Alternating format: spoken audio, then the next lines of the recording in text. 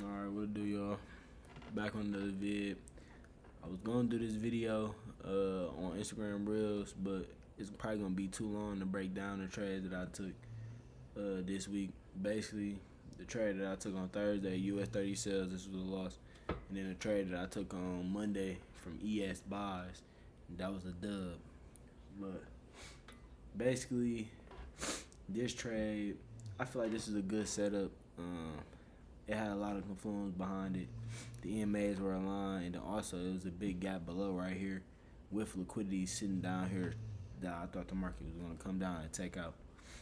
So basically, I got on the market with 630. I let this trade kind of play out. It had swept liquidity above here, so I'm thinking it swept liquidity down here. It's gonna go take out liquidity that's down here. So I wait for the breaker structure and a gap that's left behind. It left behind this gap and then also left behind this supply zone, which caused the breaker structure and all these white candles to form. So next, I waited for it to come back and tap the zone. Once it tapped the zone, I wait for a breaker candle of this, the candle previous to the candle that broke, that tapped the zone.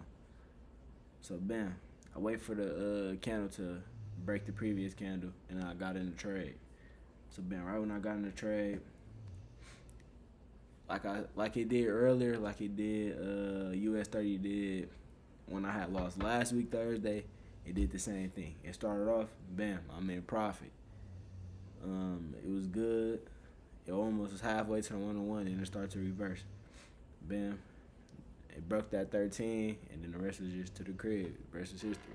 That was my second L on this account, and my first and my second L was both on US 30. So what I think I'm gonna do next week, I'm gonna just cut US 30 off. US 30 is not usually the pair that I trade. I didn't really collect a lot of data on it, so I ain't really trying to trade it. And on top of that, it's two L's that I took back to back. So next week I'm gonna just start off with just trading gold, NAS, and then ES. But another reason why I took this trade on 30 because it wasn't no other trades on the other pairs, and I wanted to take a trade. So I mean, a loss is a loss, but hey, it is what it is. So that's the trade for that took place on Thursday, January 16th. So now I'm gonna go to the trade that I took on ES Monday. Let me see. So this is a trade that I took Monday. This is a counter trend setup, but it was a dub. So basically, what I was looking at, it was pretty low in price. Well, if I go to the 1 hour, I look at structure. It came up, it broke structure right here. Let me see if I can find. This is a breaker structure. So this the low, this the high, this the low. If I draw the fib from the high and the low, the setup was below the 50. So that means I'm looking for buys. It's in discount. So when it's in discount, that means I can buy it at a good price and it can sell higher. When it's in premium, I'm looking for sales because it's at a higher price.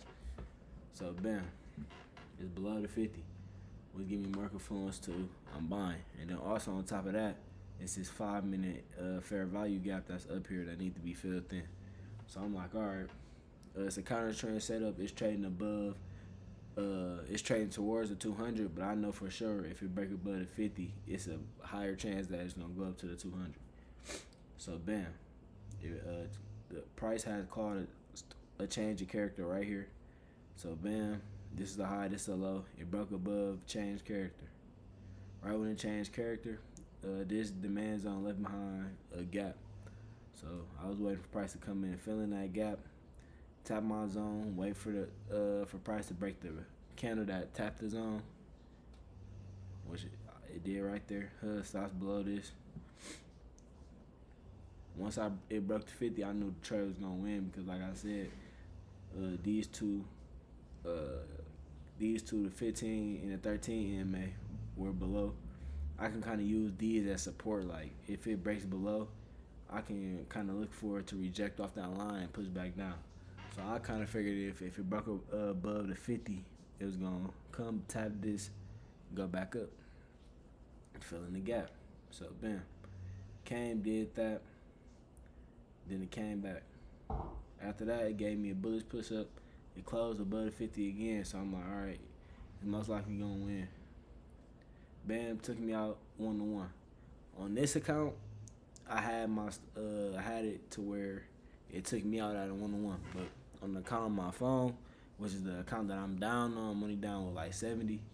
I've been taking lower risk or really messing it up, like not putting the take profit on both accounts. So I'm really trying to figure out something where I can combine them together. Cause usually I traded on Top Step X where I can combine the accounts together, and I was trading on there. But now I'm trading on or straight from TradingView, so things a little different when trying to trade both accounts. But I'm trying to look for a way where I can copy trade. Like once I set a take profit for here, it's gonna also set a take profit for on my phone. So yeah, that explains the different balances. But I'm up 286, so I guess this week was a break-even week because it's the week that I came in with around 286. I lost last week Thursday as well. But yeah, these are the two trades that I took this week. This week was ass. Like it was really no good setups, especially on gold, NAS, and ES. So that's kind of why I took this US 30 trade. But like I said, next week my main focus on is leaving runners, and then just waiting for good setups. I ain't really rushed too many setups this week. Like I said, I only took 2. So yeah, I also missed out on the gold setup. I'm gonna just show that. I could have took this gold 13 EMA breakout. Let me see what day it was.